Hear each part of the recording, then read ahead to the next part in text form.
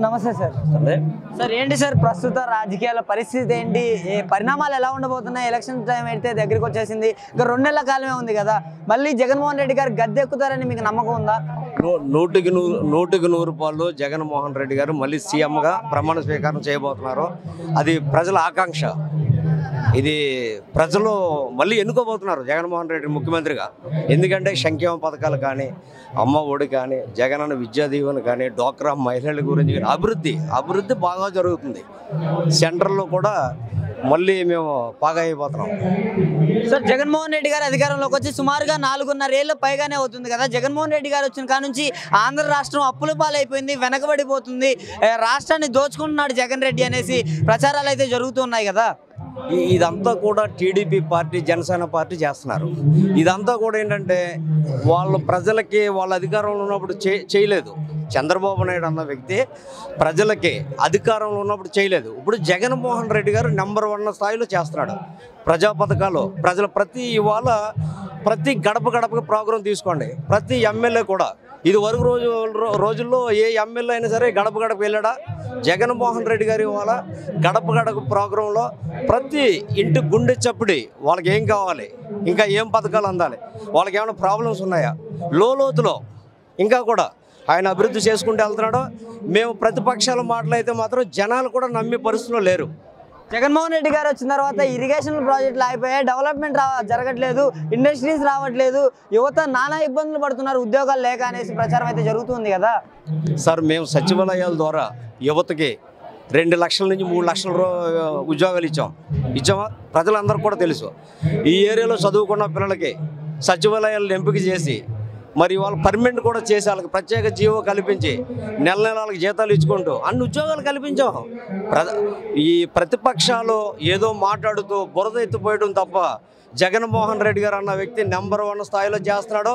ప్రజలు జగన్మోహన్ రెడ్డి గారు వెనకాలే ఉన్నారు. మరి నారా లోకేష్ చూడకపోతేనేమో మేము అధికారంలోకి వస్తే 20 లక్షల ప్రైవేట్ ఉద్యోగాలు ఇస్తామనేసి చెబుతున్నాడు కదా. అంతకు ముందు గవర్నమెంట్లో అసలు ఇచ్చారండి. అంతకుముందు గవర్నమెంట్లో ఇస్తే మేము మొన్న ఎందుకు ఇస్తాం? వాళ్ళు ఇవ్వలేరు, చేయలేరు. చేసే వ్యక్తి ఎవరైనా ఉన్నారంటే జగను. మడమ తిప్పడు, మాట తప్పడు, సమస్య లేదు అందులో. ఇచ్చిన మాట కంటే ఎక్కువ పథకాలు అమలు చేసిన వ్యక్తి జగన్మోహన్ రెడ్డి గారు. సార్ మరి ఇప్పుడు చంద్రబాబు నాయుడు గారు, పవన్ కళ్యాణ్ గారు కలిసి పోటీ చేస్తున్న విషయం తెలిసిందే కదా. ఏ విధంగా ఉండబోతుంది అంటారు? ఏమంటే వాళ్ళు 10 మంది రానాయి, సమస్య లేదు. జగన్మోహన్ రెడ్డి గారు సింగల్గా ప్రజలు ఉన్నారు, ఆయన పట్ల జగన్ పట్ల ప్రజలు ఉన్నారు. ఈ ప్రజలు ఎప్పటికీ కూడా జగన్ పట్లే ఉంటారు. వాళ్ళు 2 రానే, 3 రానే, లేదా 10 మంది రానే అంటే చాలామంది పందులు గిందులు అంటారు, అలా అనం. కానీ ప్రజలు మాత్రం జగన్ గారి పట్ల ఉన్నారు, మా పార్టీ వైపు ఉన్నారు, మా పార్టీ నాయకులు ఉన్నారు, కార్యకర్తలు ఉన్నారు, ప్రజలు ఉన్నారు. ప్రజలే మాకు. పవన్ కళ్యాణ్ మాకు అక్కర్లా. నిన్న జగన్మోహన్ రెడ్డి గారు చెప్పారు, మాకే స్టార్ క్యాంపెయిన్ అక్కర్లేదు, ప్రతి ఇంట్లో ఆడబిడ్డ మాకు స్టార్ క్యాంపెయిన్ అని చెప్పాడు ఆయన. మరి షర్మిల గారు ఈసారి కాంగ్రెస్ నుంచి పోటీ చేస్తున్న విషయం తెలిసిందే కదా. మరి ఏ విధంగా ఉండొచ్చు అంటారు? సార్ షర్మిల గారు వచ్చినా, ఇంకొకరు వచ్చినా అస్సలు సమస్య లేదండి. జగన్మోహన్ రెడ్డి గారిని ఢీకుని దొమ్మ ఎవరికి లేదండి. ప్రజలు ఉన్నారు మా పక్కనే. ఇద్దరు రాజశేఖర రెడ్డి గారి బిడ్డలే, ఇద్దరు ఒకే కులానికి చెందిన వాళ్ళు కదా. మరి ఇబ్బంది రాదంటారా వైఎస్ఆర్సీపీ పార్టీకి? ప్రజలు ఎన్నుకున్న పార్టీ వైఎస్ఆర్ కాంగ్రెస్ పార్టీ. ప్రజల అవసరాలు తీరుస్తున్న పార్టీ వైఎస్ఆర్ కాంగ్రెస్ పార్టీ. ఇంకే పార్టీని ప్రజలు ఆదరించరు. మరి షర్మిల గారు అడిగిన ప్రశ్నకి జవాబు కూడా ఇవ్వలేకపోయాడు జగన్మోహన్ రెడ్డి గారు. 3 రాజధానులని పెట్టి రాజధాని లేకుండా చేశాడంట కదా మరి జగన్ రెడ్డి గారు.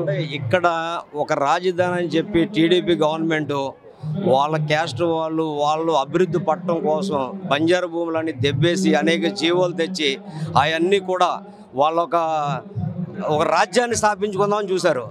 ఇది మేము చేసేది 3 రాజధానులు, ప్రజా రాజధానులు. ఇవన్నీ కూడా అన్ని చోట్ల అభివృద్ధి కావాలి. మా జగన్ గారి జయం ఏంటంటే అన్ని చోట్ల అభివృద్ధి జరగాలి, ఒక చోట కాదు. అది మా జగన్ గారి జయం. అందుకని 3 రాజధానులు నెక్స్ట్ గవర్నమెంట్ రాగానే మేము దాన్ని కూడా గట్టిగా తీసుకుని 3 రాజధానులు కూడా నిర్మిస్తాం. దానికి సిద్ధంగా ఉన్నాడు ఆయన, అందులో డౌటే లేదు. ఫైనల్ గా పార్టీలు అనేవి అన్ని ఎగవుతున్నాయి. జగన్ అనే వ్యక్తి సింగిల్ గా వస్తున్నాడు, 175 అనే నినాదంతో ముందుకు వస్తున్నాడు కదా. ఎన్ని సీట్లు రావచ్చు అంటారు వైసీపీ వాళ్ళకి? సార్ సింహం వెళ్తుంటే అన్ని పారిపోతుంటాయి, మేకలు, పందులు, గుంపులు ఇవన్నీ కూడా. సింహం సింగిల్ గానే వస్తుంది. 175 కొడతాం. అదే మా జయం. మళ్ళీ జగన్మోహన్ రెడ్డి గారు సీఎంగా ప్రమాణ స్వీకారం చేయబోతున్నారు.